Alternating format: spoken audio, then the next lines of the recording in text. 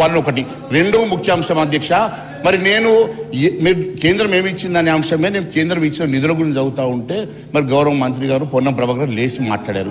నేను ఒకటే అడుగుతా ఉన్నాను సార్, నేను ఎస్సీ ఎస్టీ బీసీల కోసం బడ్జెట్ తగ్గించినారనే అంశం మీద లేస్తారనుకున్నా అధ్యక్ష, దాని మీద మాట్లాడతాడు అధ్యక్ష.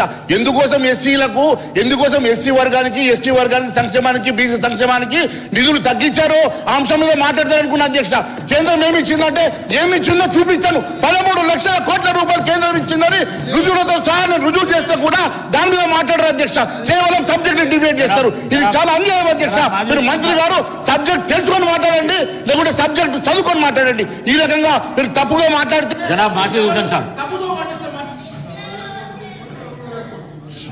स्पीकर साहब, आपका तहे दिल से शुक्रिया अदा करते हुए I take the opportunity to participate in the general discussion of the state budget for the financial year 2026-27. Sir అధ్యక్ష, ఈరోజు నేను పొద్దున కూడా చెప్పడం జరిగింది అధ్యక్ష. సార్ ఈరోజు మేమేం చెప్తా ఉన్నాం అధ్యక్ష, తెలంగాణ భారతదేశంలో భాగమా లేదా ఒప్పుకున్నారు కదా.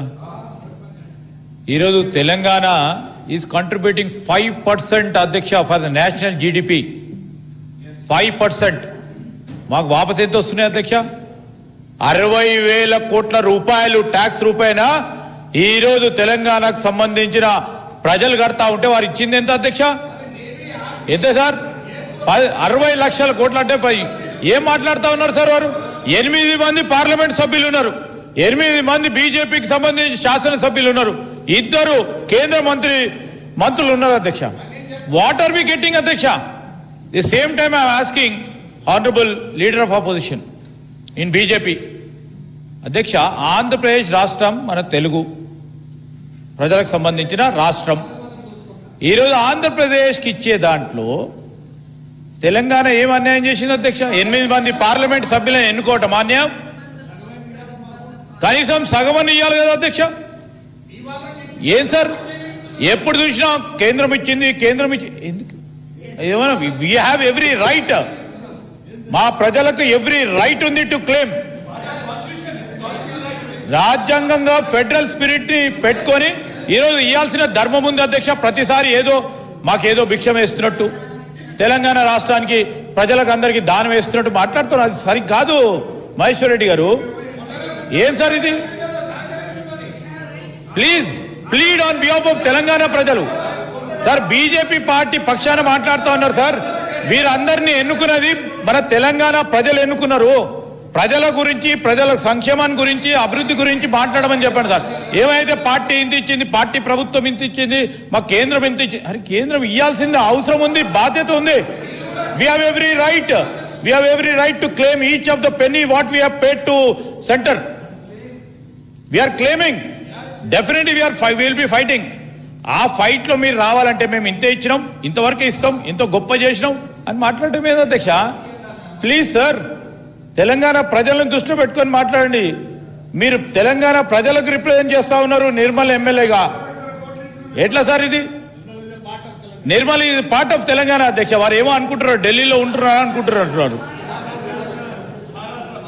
లేకుంటే మహారాష్ట్రనో రాజస్థానో ఎక్కడో ఉన్నట్టు మా బీజేపీ ప్రభుత్వం. సరే బీజేపీ ప్రభుత్వం ఉంది, మేము ఒప్పుకుంటున్నాం. ఈ విధంగా మాట్లాడడం సరికాదు అధ్యక్ష. మీరు ఇస్తా ఉన్నారు, ఇవ్వాల్సిన ధర్మం ఉంది. ఇంకా ఈరోజు తెలంగాణ రాష్ట్రం 5%, almost 4.92% contributing to the national GDP అధ్యక్ష. చిన్న రాష్ట్రమైనా కానీ ఆ విధంగా సరిసమానంగా సమతుల్యంగా మనకు రావాల్సిన అంశం గురించి మాట్లాడితే బాగుంటుంది. మేము ఇచ్చినాం. ఏం సార్, ఎందుకు, దేని గురించి ఇస్తున్నారు, ఎవరికి ఇస్తున్నారు, దేని గురించి? సార్ నేను we take a strong objection for his statement sir.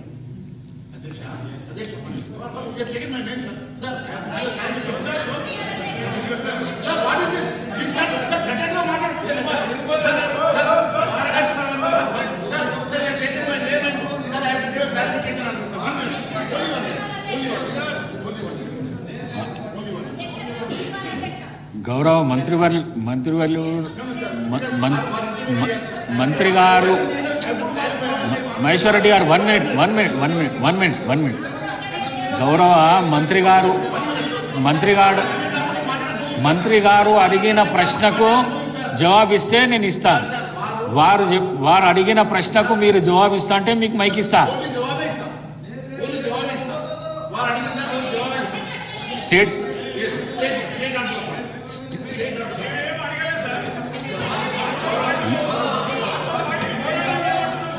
లే థ్యాంక్ యూ అధ్యక్ష. ఇప్పుడే మంత్రి గారు ఇప్పుడే ఎంటర్ అయ్యి వచ్చుడే సబ్జెక్ట్ మరి పూర్తిగా విన్నారో లేదో సడన్ గా మరి మళ్ళీ మొదటికి వచ్చారు అధ్యక్ష. మళ్ళీ డివల్యూషన్ ఆఫ్ ఫండ్స్ కి వస్తా ఉన్నారు అధ్యక్ష. కేంద్రం ఏమి ఇచ్చింది అధ్యక్ష. 2014 నుంచి 14 వరకు కాంగ్రెస్ ప్రభుత్వం అధికారంలో ఉన్నప్పుడు డెవల్యూషన్ ఆఫ్ ఫండ్ 32% ఉండే అధ్యక్ష. నరేంద్ర మోడీ గారు వచ్చిన తర్వాత డెవల్యూషన్ ఆఫ్ ఫండ్ 42% పెంచడమే కాకుండా ఈ తెలంగాణ రాష్ట్రానికి గత 5.5 సంవత్సరాలలో 3,76,175 కోట్లు ఇచ్చి 80% మనం కట్టిన ప్రతి రూపాయికి 80 పైసలు ఇచ్చి మిగిలిన ఏ రాష్ట్రానికి లేనంత అత్యధికంగా తెలంగాణ రాష్ట్రానికి ఇచ్చిన సంగతి వారికి తెలియదా అధ్యక్ష? అంతేకాదు అధ్యక్ష, ఈ 12 సంవత్సరాలలో దాదాపు 13 లక్షల కోట్లు ఇచ్చిన మాట వాస్తవం కాదా అధ్యక్ష? అంతేకాదు అధ్యక్ష, ఈ రోజు మరి బీమారు అనేటువంటి చట్టాన్ని తీసుకొచ్చి మరి కేవలం 4 రాష్ట్రాలకు మరి కట్టి పెడుతున్నటువంటి ఈ చట్టాన్ని తీసుకొచ్చింది మరి వారి నాయకుడు రాజీవ్ గాంధీ గారు కాదా అధ్యక్ష? ఇంత అయినప్పటికీ కూడా ఈ రోజు 80% నిధులు ఈ రాష్ట్రానికి ఇస్తూ ఈ రాష్ట్రాన్ని కాపాడుతున్న మాట వాస్తవం కాదని అడుగుతున్నాను. రాజీవ్ గాంధీ గారు ఈ దేశాన్ని 21వ శతాబ్దంలోకి తీసుకుపోవాలని ప్రయత్నం చేసి దివంగతుడు. ఆయన పేరు ఇక్కడ ప్రస్తావించి ఆయన గ్రామ సచివాలయాలు బాగుండాలని జవహర్ పంచాయతీ నిధులు తీసుకొచ్చి మొత్తం వికేంద్రీకరణ చేసి నేరుగా ఢిల్లీ దాకా నిధులు తెచ్చిన వ్యక్తి. వారిని మనకు ఆదర్శం ఇవ్వాల. 73, 74 రాజ్యాంగ సవరణ తీసుకొచ్చి పంచాయతీలను పటిష్టపరిచిన వ్యక్తి. వారిని గురించి స్మరించుకుంటున్నారు. ధన్యవాదాలు మీకు. ఎందుకంటే కనీసం అట్లనా నేను అది కూడా గౌరవ సభ్యుడు పాపం వాళ్ళ పార్టీని వాళ్ళ రాష్ట్ర అధ్యక్షుడిని రామచంద్రరావు గారిని అదేవిధంగా ఎంతసేపు పాపం హరీష్ రావు ఇంజన్ పక్కకు లేకపోతే ఈ మహేశ్వరుడికి ఇంజన్ స్వయంగా మాట్లాడే పరిస్థితి లేదంటే దయచేసి అధ్యక్ష స్వయంగా మీరు ఏం చెప్పదలుచుకున్నారో చెప్పండి. ఊరికే పక్కన సభ్యుడు సూచనలు చేస్తూ ఉంటుంటే నేను మనవరు చెప్తున్నా. ఇలా మాకు వస్తున్న మాకు వస్తున్నటువంటి ఆదాయము, మేము కడుతున్నటువంటి ట్యాక్స్ బీహార్కు ₹6.67 ఇస్తున్నటువంటి విషయం ఒక్కసారి చూస్తాం. కాబట్టి అది దేశం మొత్తం ఇచ్చేది మాకు. దేశం మొత్తం గవర్నమెంట్ ఆఫ్ ఇండియా. అరే మేము పాకిస్తాన్ ఉన్నామా, బంగ్లాదేశ్ ఉన్నామా? మేము తెలంగాణ హక్కు బడ్జెట్లో పైసలు ఇవ్వలేదు. మీరు పక్క ఆంధ్రప్రదేశ్కి మీరు కూడా చూస్తున్నారు కదా అధ్యక్ష. నేను కొత్తగా తప్పు చెప్తే ఆంధ్రప్రదేశ్కి ఎన్ని నిధులు వస్తున్నాయి, తెలంగాణకి ఎన్ని నిధులు వస్తున్నాయి? మీరు ఇలా వాళ్ళ కుర్చీ కాళ్ళ కింద నిలబడినారు కాబట్టి వాళ్ళకు భయపడి ఏదంటే అది జ్యూజర్ అంటుంటే తెలంగాణ ప్రజల కోసం కొట్లాడే బాధ్యత మీకు లేదా? పోయిన శాసనసభలో మనం తీర్మానం చేయలేదా? ఇలా మీరు ఎంతసేపు ఏదో లెక్క అందరికి ఇచ్చినట్టు మాకు ఇచ్చాం, చదివి బాగా ఇచ్చాం అంటారు. అందుకే దయచేసి మళ్ళొక్కసారి మీ ద్వారా వాళ్ళకి వీలైతే తెలంగాణకు భారతీయ జనతా పార్టీ నిధులు తీసుకురావాలని సందర్భంగా కోరుతా ఉన్నాను. जनाब माजी हुसैन साहब, जनाब माजी हुसैन नहीं आप उठिए आप बात करिए सर, आप बात करिए 3 बार आपने को बिठाए, सो इसलिए बोल रहा हूं पहले कंट्रोल कर लीजिए आप।